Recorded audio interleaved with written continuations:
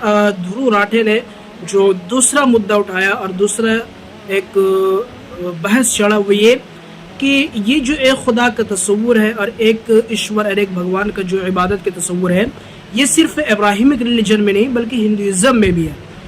मैं इससे बिल्कुल इत्तेफाक नहीं करता हूँ और एग्री नहीं करता हूँ। इस इब्राहिमिक रिलीजन में एक खुदा का तस्वुर तो है, लेकिन इस्लाम में प्यूरिफाई होकर है, और दीगर जो रिलीजन है जैसे कि जूडिज्म यानी कि यहूदियत और इसी तरह जो है क्रिश्चियनिटी, इसमें प्यूरिफाई नहीं है बल्कि वो अल्लाह के साथ यानी कि गॉड के साथ शरीक भी मानते हैं।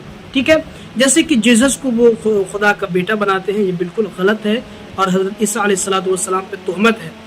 कल जो है जब हज़रत ईसा अलैहिस्सलाम तशरीफ़ लाएंगे तो वो खुद इस बात की तनकीर करेंगे और इस बात की जो है नकारत करेंगे और फिर सलीब को ख़त्म किया जाएगा और वो फिर इस्लाम की तरफ आएंगे। दूसरी बात, उन्होंने ये कहा कि हिंदुइज्म में भी ये चीज़ पाई जाती है, नहीं, बिल्कुल गलत है। हिंदुइज्म में देवी देवताओं का जो तस्वुर है वो उनके फेथ से अलग नहीं है। यानी कि हिंदुइज्म में अगर आप जो है देवी देवताओं की पूजा नहीं करते हो तो आप हिंदुइज्म पर हो ही नहीं। उन्होंने एक जो है प्रमोद आचार्य का जो है रेफरेंस दिया है और कोट किया है कि वो कहे हैं, वो बोलते हैं कि असल जो एक खुदा है उसको तक पहुंचने के लिए हमें ये चीज़ें करनी पड़ती हैं। तो मैं तो यही कहता हूँ कि आखिर जो है जितने भी अदियान हुए, चाहे वो यहूदियत थी चाहे ईसाईयत थी, आखिर जो है इनको इन चीज़ का पाबंद क्यों बनाया गया? इसीलिए इसी तरह जो हज़रत इब्राहीम अलैहिस्सलाम को जो हुक्म दिया गया, जो नबी बनाकर जो हुक्म दिया गया, वो इसीलिए था कि बुत परस्ती को ख़त्म किया जाए। क्यों? बुत परस्ती का मतलब है ही एक खुदा के साथ दूसरे को शरीक करना, एक ईश्वर के साथ दूसरे को मानना।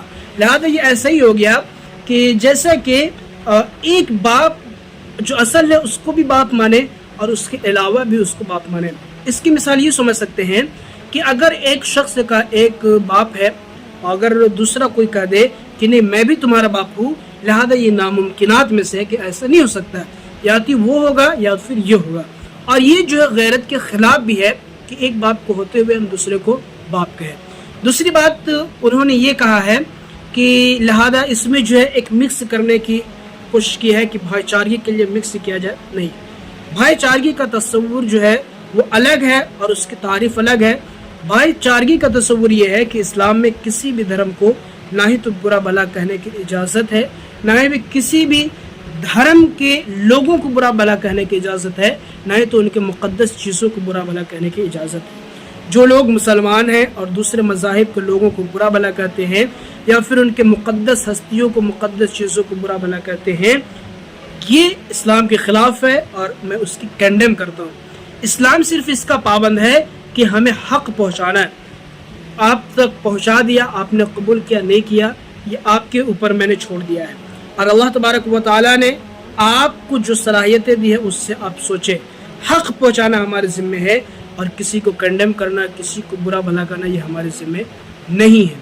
दूसरी बात मैं क्लियर कर दूं कि बिल्कुल भी नहीं, हिंदुइज्म में और जो एक तरह का एक गॉड का जो तस्वुर है इब्राहिमिक रिलीजन में, इसमें कोई भी एक तरह का तसावी नहीं है और एक नहीं है, बल्कि ये दोनों में आसमान और ज़मीन का डिफरेंसेस है।